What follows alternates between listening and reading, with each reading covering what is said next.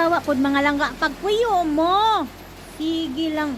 Halimbawa pod mga langga no, kana bitaw magpapritin kang maayuhon. Magpapritin kang manggihatagon ka. Pero sa tinuod hakog di ay ka. Kana imong kinaiya na manggihatagon mga langga. Kung imong kinaiya manggihatagon jud ka ba? Wala jud kay piliun ana na mga days or mga mumin o adlaw or years. Wala kay piliun dili lang sa December, no? Kay sa kinabuhi mga langga everyday jud naay nanginahanglan sa atuang tabang. Pero kay like for example ng December naay kusog kay na manghatag.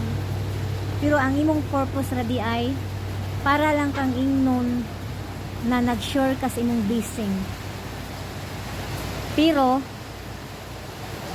kung naay mga emergency